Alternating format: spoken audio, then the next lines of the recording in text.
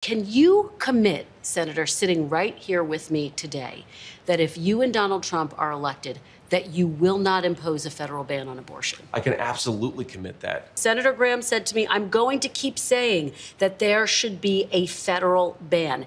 If such a piece of legislation landed on Donald Trump's desk, would he veto it? Well, I think it'd be very clear he would not support it.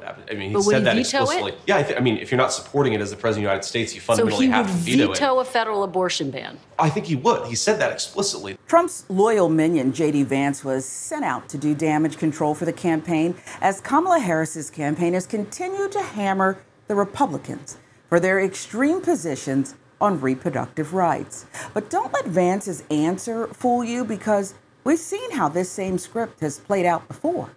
It is a precedent of the United States Supreme Court. It was reaffirmed in Casey in 1992 and in several other cases. So a good judge will consider it as precedent of the United States Supreme Court, worthy as treatment of precedent like any other. Do you view Roe as having super precedent? Well, Senator, a super precedent is in numbers. 44. It has been reaffirmed many times. I can say that, yes. Roe v. Wade is an important precedent of the Supreme Court. It's been reaffirmed many times. It was reaffirmed in Planned Parenthood versus Casey in 1992. The three-justice opinion of Justice Kennedy, Justice Souter, and Justice O'Connor went through all the factors, the stare decisis factors, analyzed those, and decided to reaffirm Roe. That makes Casey precedent on precedent.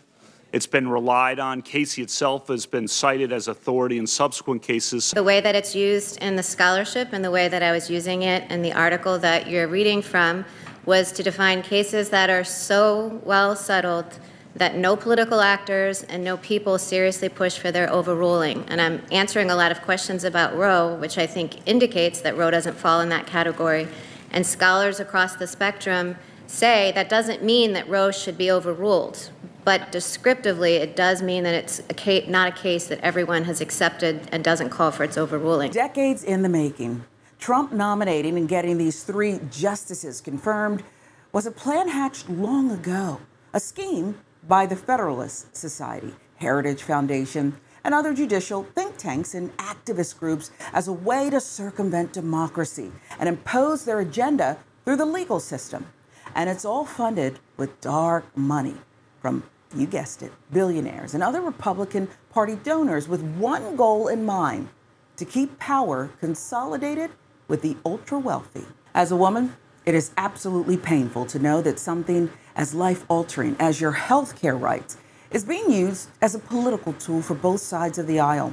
We are being used like objects instead of living, breathing humans.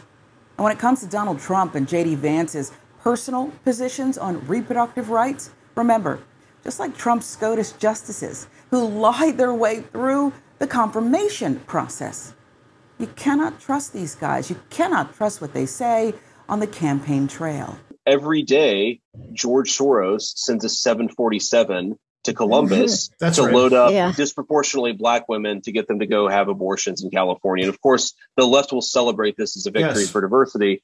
That's kind of creepy. Health justice is when we exterminate working class black people. Something like that could, I mean, that would be a really weird turn of events that could happen. Yes. And it's like, if that happens, do you need some federal response to prevent it from happening? Because it's really creepy. DeSantis is willing to sign a 5-week and 6-week ban. Would you support that? You think that goes too far? I think what he did is a terrible thing and a terrible mistake. Do you believe in punishment for abortion? Yes or no, as a principle? The answer is that there has to be some form of punishment. For the woman? Yeah, there has to be some form. You would sign a federal abortion ban into law. I said this. I want to do what's right. And we're looking. And we want to do what's right for everybody. But the fact that I was able to terminate Roe v. Wade after 50 years of trying, I was so honored to have done it. Do you think that 6 weeks is going too far? Is that going to doom Republicans with the moderates in this country when it comes to 2024?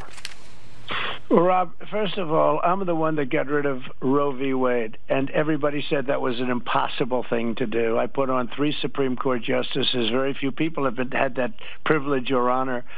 And they are terrific people, and they happen to believe that Roe v. Wade should not be there. It's been now brought back to the states.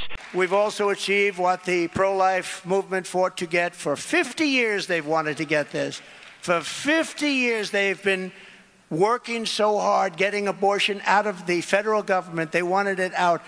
That means everybody, Democrats, liberals, Republicans, conservatives, they wanted it out, and they wanted to bring it back to the states for 51 years, to be exact. And that's the way everybody, all legal scholars, virtually everybody. On abortion, I will bring it up. We did a great thing. We did something that for 52 years people have wanted to do. They wanted to get rid of Roe v. Wade. They wanted to bring that subject back to the states. Every Democrat wanted that, every Republican, every liberal, every conservative, and every legal scholar. And I did it. By now you should realize we can never trust Trump or Vance to stick to their cloudy veto of a federal abortion ban claim, because outside forces are already working to guide the Trump administration's policy platform. Project 2025, the Heritage Foundation, as well as the evangelical fundamentalist Christian voting bloc, they are keeping up the pressure to overturn Roe v. Wade. When it comes to RFK Jr.'s role in Trump's campaign going forward, watch it closely. Trump barely mentions JD Vance, with good reason. He's had an absolutely disastrous impact on prospective voters. Trump is unpredictable and emotional. He may already be trying to figure out a way to boot Vance from the ticket and replace him with RFK Jr. In fact, wouldn't surprise me if RFK Jr. has been angling for just that.